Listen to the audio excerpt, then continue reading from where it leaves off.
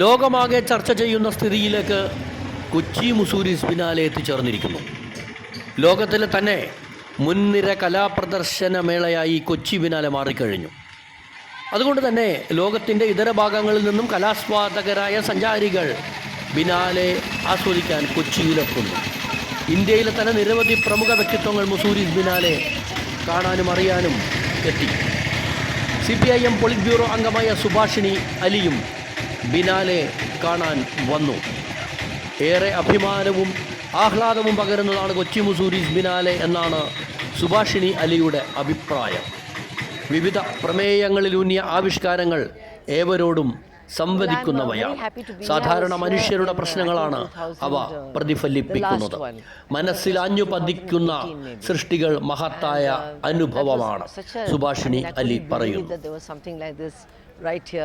In our own country, and I was very, very, very impressed and thrilled, and so I was determined to come this time, and I'm very happy that I came. I haven't of course seen everything, I've just been around this venue, but there are certain very exciting things here. For example, there's an Goan artist, he has done of a dam that destroyed villages around it. Yeah, and then when the water recedes, then the remains of those villages come out again, and the villagers go there and they sing and they mourn the loss of their villages. I think something very, very moving. And there are so many wonderful things to see. And what's very nice is that a lot of art, a lot of experiences of suffering, of separation, of exile from other countries are also being exhibited here. When we ourselves are going through some of those situations where people are being forced out of their homes, or people are being made to feel that they are not welcome to stay here. So I think that art is something that communicates many of these human problems, and people should come in large numbers. I wish people from North India could also come and see that what is happening in many parts of our country is something that is inhuman, that is against our culture, against beauty, against everything. That's wonderful. But anyway, this is a great experience, and I wish more and more people could share it actually. I know a lot of people come from abroad, a lot of people come from Kerala, art students come here, but ordinary people from across India, if they could have just a glimpse of something like this, I think it would be really wonderful. But that's very difficult to do. But it's very exciting. It's beautifully done, and I really congratulate those who've put in so much hard work and so much commitment into making this possible. And I hope that people in India who can will fund it and will contribute to make, seeing that this goes on every 2 years. It should not be allowed to stop. Do you see a relevance of Biennale being in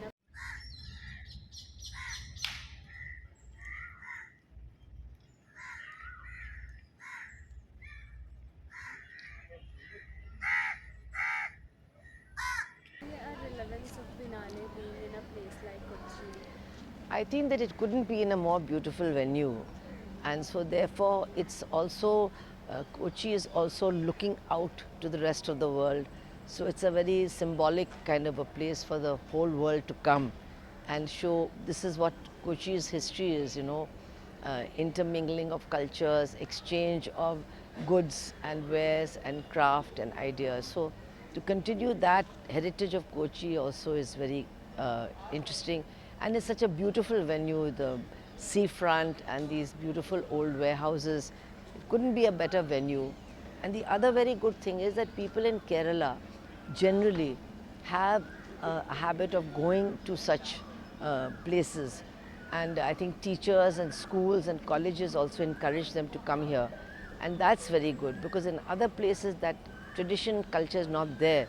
So such an exhibition may be rather not attracting the local people to the same extent that it does here. So in that sense, I think it couldn't be a better venue than this. Just taking from your previous response about, so the current political scenario in the world and also in India, do you see that reflecting onto the Biennale? Yes, it is, because of course artists are very sensitive people, and many of the artists I noticed are themselves living in exile. because the countries and the societies to which they belong have become very intolerant. They're not able to live there, they're not able to work there. So many of those who are featured here, they are in exile. They're in exile from Palestine, they're in exile from Ukraine, they're in exile from many parts of the world. And I think that that is telling us what kind of world we're living in. That where we were hoping that we would progress towards equality and people living in peace with each other, but when you have a system of exploitation which is worldwide, it doesn't allow you to actually develop in that direction, because exploitation brings so much misery and so much hatred and also so much exile. And those people who were migrants themselves and have benefited are now most intolerant of migrants. So these are things which are, I think, depicted very beautifully in many of the exhibits here. Thank you so much. So I hope that was okay. That was great. Can you just pull the